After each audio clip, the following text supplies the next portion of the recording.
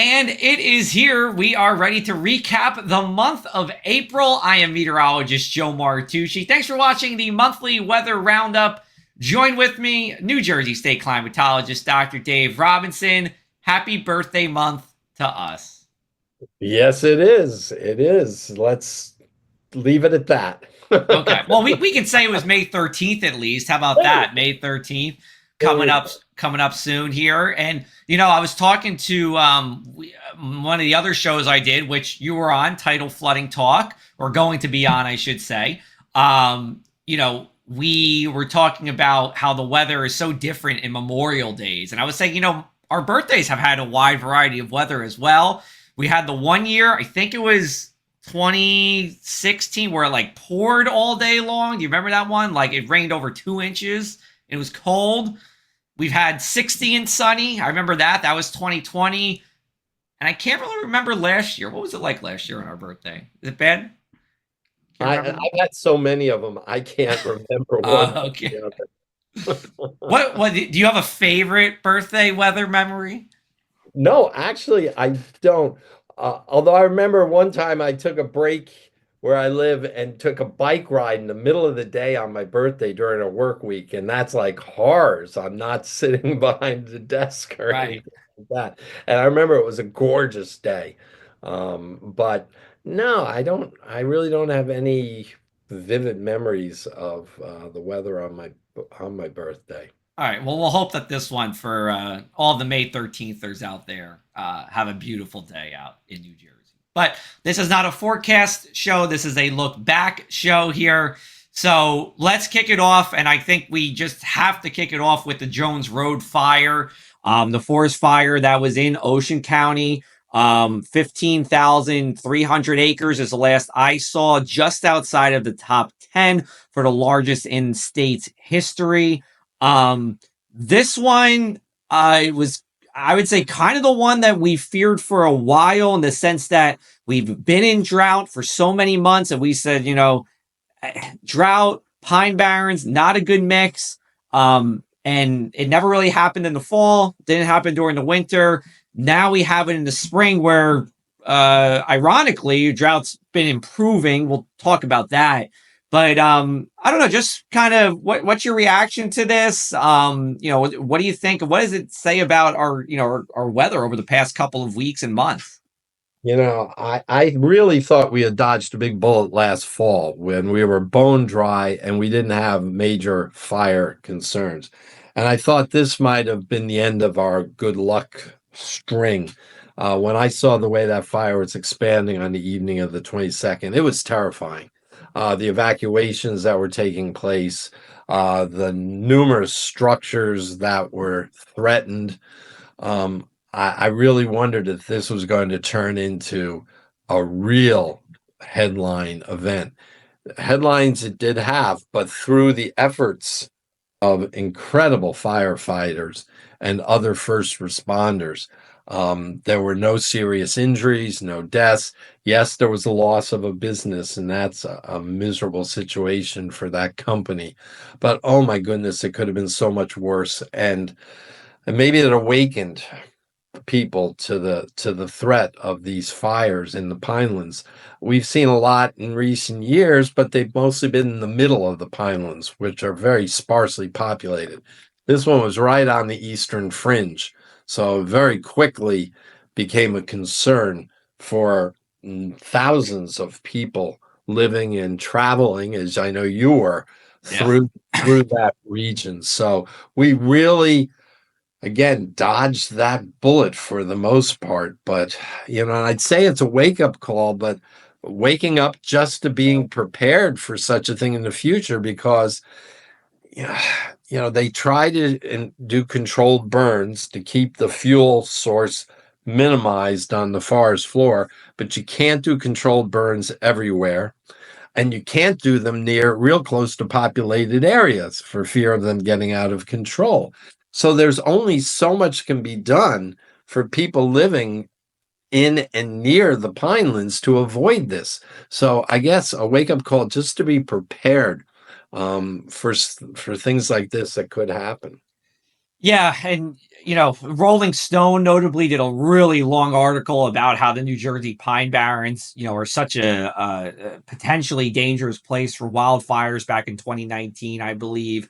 I have an article out in Shore Local magazine about the reasons why the pinelands are so unique in terms of forest spread here. But how can we? Can we associate this with drought? I mean, or are we, is this, I mean, I know it was a human that caused this, and 85% of forest fires are caused by humans, or is this just the pinelands being the pinelands? It definitely is the pinelands being the pinelands. They would not be pinelands were it not for fire. They would succeed a successional cycle is them becoming oak forests. But fire has been so prevalent in there throughout millennia that they sustain themselves through fire. So in that sense, it's not unusual. In terms of timing, if you look at those top 10 or 15 fires in the Pinelands historically, almost all, not all, but most have been in April. It is fire season there when things haven't greened up completely yet and become rich with moisture. The atmosphere is often dry. We can go days without rain. Winds tend to blow pretty strong in the spring.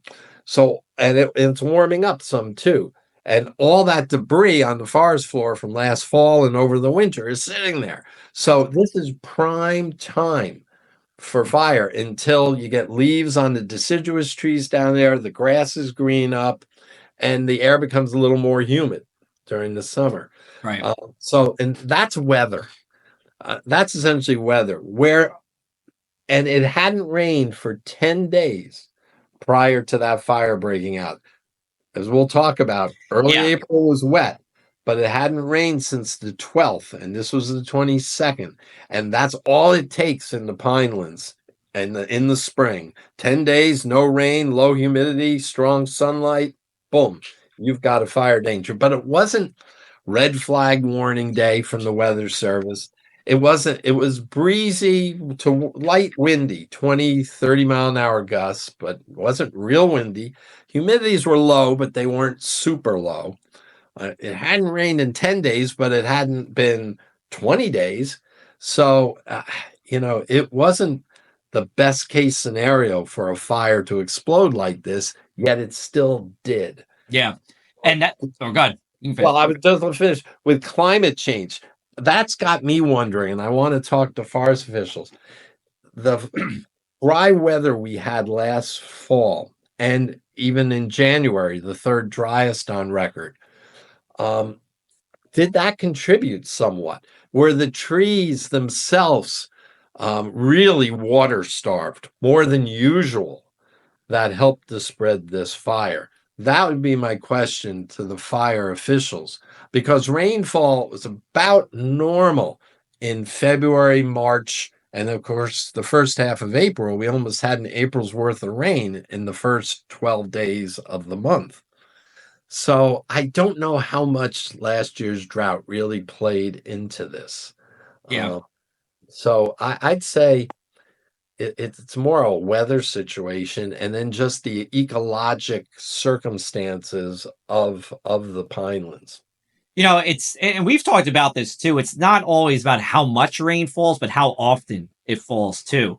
It doesn't, in the Pinelands doesn't have a long memory of rain, I guess you could say, right? Yeah. It could, I mean, the adage goes in the Forest Fire Service, it could pour overnight, and by noon, you have a wildfire because of that sandy soil. And, you did mention I was traveling, or trying to travel on the Parkway that Tuesday. I was down in Cape May going up to Monmouth County. And first of all, you could see the smoke for like 20 miles before. This was around exit 69, 74. You're in Galloway, exit 48. You can see that cloud in the distance. And then we had to go around on County Route 539, one lane on each side. Thankfully for me, going north, it was moving. But south, one lane, headlights for like 10 miles because of all the people trying to go south. It was after rush hour. People are getting out of Newark and, New York and stuff. Just immensely catastrophic in terms of reducing the economic flow and people just getting home. And even Route 9, was closed for a period of time also. And then the next day, like this is something like, just kind of sticks with you, like kind of like when New York City was orange that one day 2 years ago. But I'm driving on the Parkway the next day and you're in the fire area. You can drive on the Parkway, but you just see this smoldering and flames just on the side of the road. Like it's not like it's jumping the park or anything extreme, but it's just there. Like the fire's just there. And it was a light wind day that next day on that Wednesday, and that was good. But I just want to echo your statements. I mean, the Forest Fire Service, doing a really tremendous job. We know the pinelands are right next to populated areas. No loss of life, no injuries that I'm aware of, at least. I mean, hats off to them for really, jumping on this. Anything else you want to add before we go to the next topic? Well, no, I mean, we're never out of the woods for long. We continue to be dry. Let's hope that we get some early May rain. That and the green up should hopefully Yeah. end the worst of this season. But again, the other thing to remember, as I alluded to quickly, it just takes a couple of weeks of dry weather. Even in the middle of the summer, you can have a fire danger, both in the pinelands and, of course, look to North Jersey with the deciduous forest up there as well, which have seen some notable fires in recent years. Yeah, absolutely. All right, so we're gonna move on from the forest fires here. We got about 3.5 minutes. We're gonna get into our temperatures for the month of April. Or excuse me, our winds. I'm sorry. Let's get into the winds because this kind of goes with the wildfires. There was some breeze on that Tuesday. The Wednesday was fairly quiet, but people keep telling me, Joe, it's been so windy this year. Do we have any numbers where, I mean, it was the windiest winter since 2010, 2011. Anything you got? Because I feel like you and I both get this a lot about how windy it's been. I've not really delved into it. I mean, you could look at average wind speeds, which I think you look at. I often look at the number of days that our weather network of 69 stations have a station or more gust over 40 miles an hour. And there were 12 of those in April, and there were a similar number in March. And to me, that constitutes a very windy period. Now, our stations have grown in number, so we can't look historically back very far to see how unusual that is. But even myself, who doesn't really like anecdotal climatology in a way, there's just no other. And I just saw something that in an article yesterday, I guess it was, that talked about how March was the windiest March in years across the United States. That was a Washington Post article, wasn't it? Yeah, I didn't want, yes, I can give. Oh, you can give credit. Yeah, sure. We know, we both know Jason Sabino, who founded Capital Weather Gang, friend of ours. Maybe we'll have to get him on the show one day. But yeah, we can give him a shout out. Sure. Yeah. So it was a Post article, and actually the windiest areas they said was up in Michigan for whatever reason.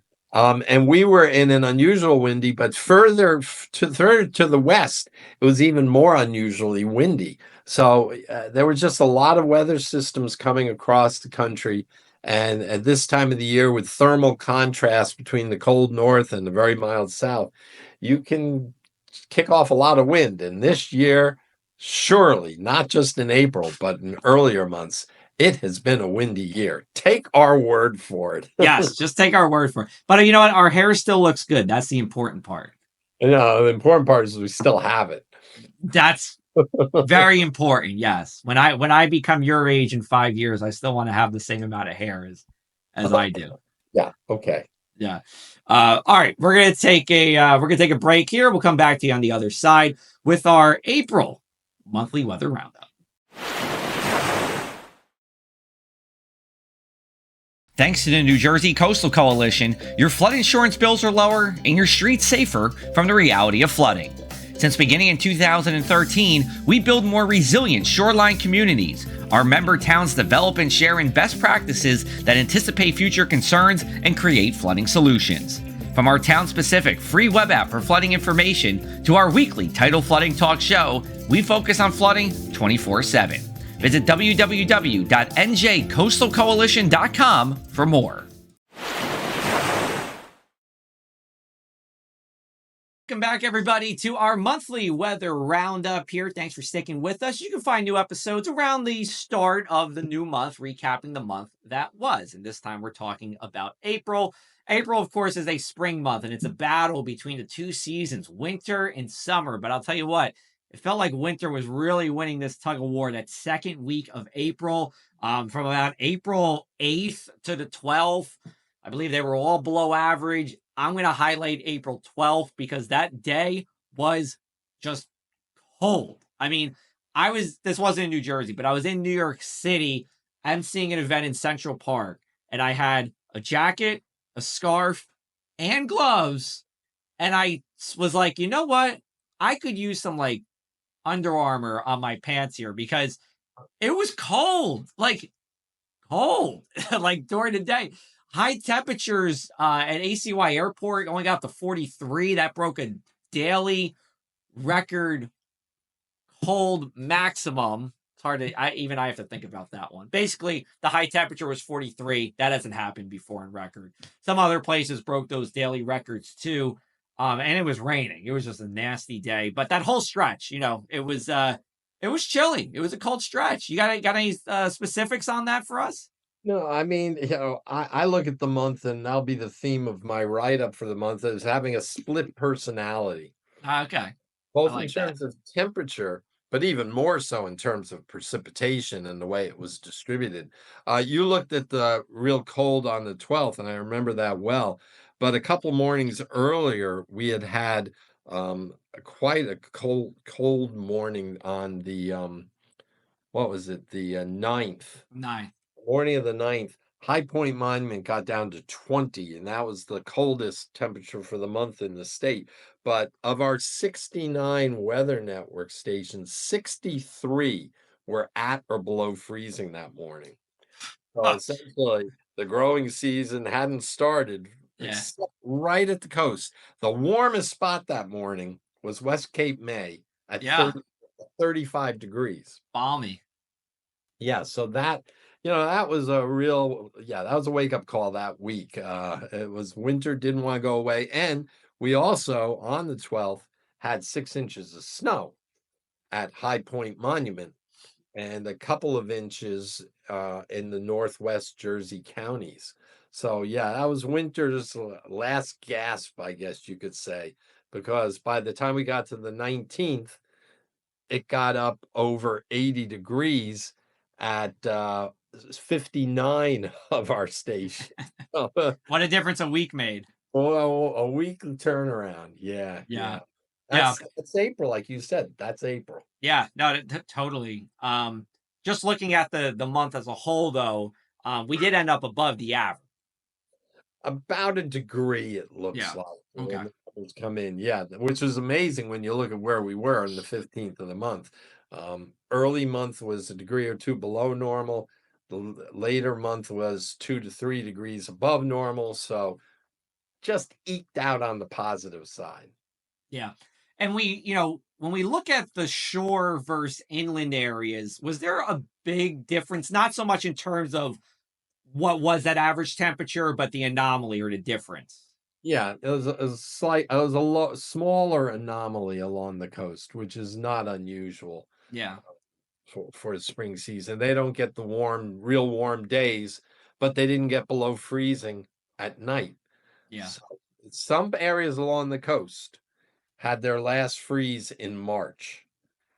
And when you look inland, there were places with freezes well into later part of April. And and May 1st freeze up in Walpack, up in a valley of northwest Jersey. So at least one station is going to have a May freeze. The May freeze. Okay. Yeah. Wallpack, the ice box of New Jersey, right? Up It, there. it, it is on those calm, clear nights. It's Yeah. either there or on windy, cold front nights. It's High Point Monument. It's Right. one or the other. Well, it just shows, New Jersey, we've said it a bunch of times, small state, but diverse with our climate, even though the climate classifications all pretty much the same, but those day-to-day weather, pattern or day-to-day temperatures can vary. I just want to talk about the shore a little bit because sometimes I feel like some of these shore stations cheat a little bit, and what I mean by that is I'm thinking back to April 30th. We're recording this on the 1st, so this was just yesterday.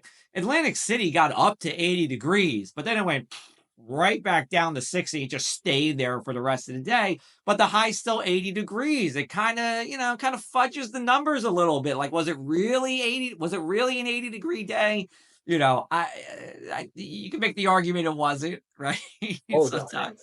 it's remarkable, but then you have days when the difference between the high and the low might be 10 degrees at a coastal station. Then you go up to that Walpack station, Northwest Jersey, and it's a 50-degree difference between the high and the low. Yeah. It's that this what we call diurnal temperature range can be much more pronounced inland, when along the coast it will just hold tight. Although in that case, the winds didn't come onshore until maybe late morning. Yeah. Oftentimes you'll see the coastal communities, even in the summer, they'll hit their high for the day at 11 in the morning or noon, and Right. then it goes down for the afternoon. Or the other day I looked at one of our stations, it didn't get its high temperature until about 7 or 8 in the evening, when the onshore winds slackened and some offshore winds allowed it to warm up. So Right. fascinating Yeah. uh, to look at the ups and downs, sometimes in 10 minutes, up and down, Yeah. with and multiple times in afternoons Yeah. sometimes. I Coast. mean, look, how many, and we talked about this in Tidal Flooding Talk, right? How many times have you been on the beach and you're literally feeling the wind fight each other? Like it's a cold breeze for 10 seconds and then it's a warm breeze or there's no breeze, and it's fine. It's that battle. And then I think you were saying too, right? And this is so true. Like the beach is cold, but you go over the dune and then Yeah. it's hot again. Like we have you got I don't know. I don't know if I'm pitching you an idea if you've done this. Have you ever done like a micro net of a barrier island town and just see that difference between literally the beach and the main road? No, we've never put a series of what we call thermistors, thermometers, Yeah. to look at that perpendicular to the coast, but it would be quite interesting. Yeah, definitely. Let's touch on like the frost and freezes. You said that earlier here. I mean, it's May 1st. I would tend to think based on the weather forecast, I'm the weather guy, you're the climate guy, that we're going to be frost and freeze free, at least for the southern half of the state. I mean, the shores, they've been good for a while. Northwest Jersey, though, just kind of take us through like when that last frost or freezes, let's start from the coast and then take us to the northwest corner of the state on average. On average, you're talking late March, first week of April near the coast, and that can even go up the Delaware Bay and then some of the urban areas as well. That won't cool off at night. And then for a bulk of the state, you're talking about around the 20th of April, plus or minus a week for their last freeze of the season. But then you can get these oddities, and it includes the valleys in Northwest Jersey, but it can also include some of the deep recesses of the Pinelands, our Berkeley Township Yeah. station, our new Woodland Township station.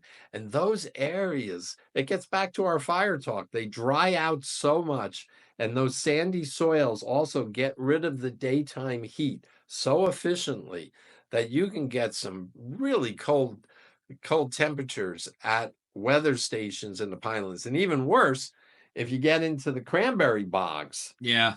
water without them being filled with water, Right. those are man-made depressions, and the cold air can pool in there, and you can have a frost. Just I've heard rumor there have been some July frost there. There's certainly been some early June and late August frosts, Yeah. but that's real special Yeah. in Very, terms. very localized at that point. Yeah, very Yeah. low. All right. All right. We got about 4 minutes left here. I did want to end with drought. Again, we're recording this on May 1st. We saw a very slight increase in our what we call D2 or severe drought. There's 4 stages of drought. very small increase. I think about 9% of the states in that. But over the month of April, we did see improvement with our drought, especially in the first half of the month. To now, where I'm just calling it the belt of New Jersey, that real center part of the state, Monmouth, Mercer, are drought free. But you go south and you go north, and those conditions deteriorate. I think I've said this every month. You have a role into determining this from the United States Drought Monitor. What have you been seeing, and any thoughts on where we go into May? Yeah. Well, if we don't get any rain out of what's supposedly going to be an early May wet period, but if that fails to produce, we're going to go back into abnormally dry conditions in the central part of the state. It's already knocking on the door because we haven't had rain in over 2 weeks. And this time of the year, things can change quickly. So we've held status quo the last couple of weeks. The northwest part of the state keeps missing out on the heaviest precip. Meanwhile, the far south, the groundwater from last fall's drought, even last summer's dry conditions, it's just not perking up. And that's keeping stream flows down too. So the southern part of the state's in D1, a little D2, because of groundwater lack of recharge, not so much that they've been short on the precip. Meanwhile, in the northwest part of the state, it's a shortness of precip. The groundwater there is not as plentiful in the bedrock areas of northwest Jersey. So they're both on the dry side, but for kind of different reasons. Yeah. And I should say too, it looks like you're buying into the Cape May bubble here, because I do notice that far southern Cape May County is out of drought. Yeah, far south has done well, and when you look at the April weather wrap up that I'll be posting on the State Climate website, we're going to have a snow. Oh yeah, snow. Yeah, Geez, let's talk. We got another minute and a half. We can talk snow yeah. real quick. And I just within 2 hours ago looked at the second draft of the map we're trying to pull together for annual snowfall, and you'll see a little Cape May bubble there at the southern end with one station with 20 inches of snow this winter down in Cape May. And you're going to see the southern quarter of the state and then the northern quarter of the state with most snow. The South did not win out. High Point ended up with 50 inches for the winter. Mm, Lower elevations in the north came in around 2 feet for the winter, 25, 30 inches tops for the most part. Central, northeastern areas, down towards Philadelphia came in more in the 15-inch range, give or take. Then you got a little bit lower in some parts of the South until it perked up again. right. As you Yeah. got to AC and over to Cumberland County South, where it was more in the 15 to 20-inch range. So below average for most of the state, but average to slightly above average in the Cape May bubble, above Yeah. average. Right. Okay. Well, So there you go, Cape May snow lovers. You got your winter. you got your winter. Awesome. All right, so we're going to wrap it up for this month's, or I should say April's monthly weather roundup. We appreciate Dr. Robinson joining us every month. Happy birthday to you. I hope your May 13th goes well. As well as you. No, thank you very much. And where can we follow, the latest current conditions for the state of New Jersey and climate info? njweather.org for the latest conditions to let you look at those sea breeze fronts and such as we get into early summer. Yep. And then njclimate.org if you want to look further in the past, or you want to, for instance, look back to all the snow events we had this past winter. Awesome. Well, thank you very much for that. Thank you, everybody, for watching the monthly weather roundup. We will be back with you around the turn of May into June, talking about the month that was.